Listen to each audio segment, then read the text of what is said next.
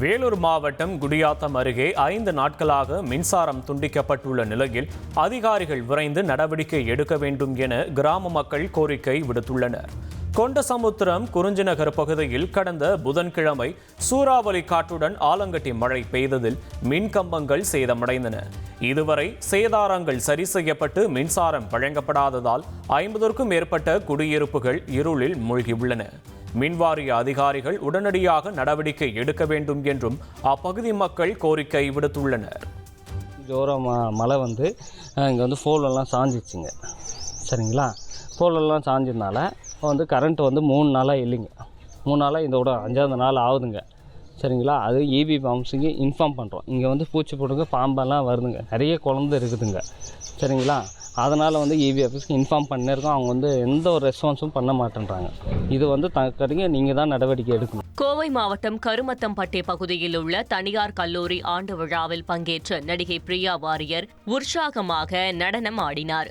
முன்னதாக நிகழ்ச்சியில் பேசிய அவர் குட் பேட் அக்லி பட வரவேற்பு மகிழ்ச்சி அளிப்பதாகவும் வளர்ந்து வரும் நடிகைகளுக்கு ரீக்ரியேட் செய்யப்பட்ட பாடல்கள் பெரிய பலம் என்றும் கூறினார்.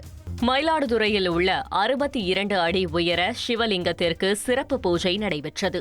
இதில் ரஷ்யா, ஜெர்மனி உள்ளிட்ட 10 நாடுகளை சார்ந்த 40 வெளிநாட்டவர்கள் பக்தி பரவசத்துடன் நடனமாடியபடி மனமுருகி சாமி தரிசனம் செய்தனர்.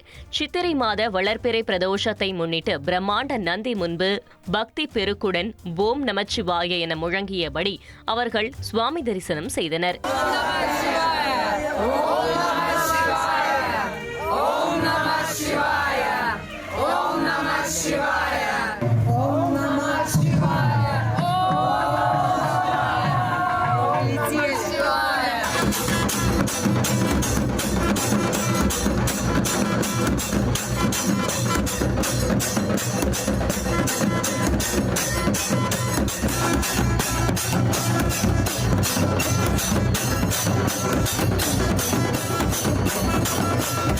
கடலூர் புவனகிரியில் இளநீர் குடித்துவிட்டு பணம் கொடுத்தபோது வாங்க மறுத்த இளநீர் கடைக்காரரிடம் புவனகிரி எம்எல்ஏ அருள்மொழி தேவன் வலுக்கட்டாயமாக 500 ரூபாய் பணத்தை கொடுத்து சென்றார். அதிமுக எதிர்க்கட்சித் தலைவர் எடப்பாடி பழனிசாமி பிறந்த நாளை முன்னிட்டு புவனகிரி வள்ளலார் கோயிலுக்கு அவர் வருகை தந்தார். அப்போது அருகிலிருந்த கடையில் இளநீர் வாங்கி குடித்த அவர் இளநீருக்கு பணம் கொடுத்தார். அதனை இளநீர் கடைக்காரர் வாங்க மறுத்த நிலையில் வலுக்கட்டாயமாக பணத்தை கொடுத்து சென்றார். இது அங்கிருந்தவர்களுடைய நிகழ்ச்சியை ஏற்படுத்தியது. செய்திகளை உடனுக்குடன் தெரிந்து கொள்ள உடனே சப்ஸ்கிரைப் பண்ணுங்க.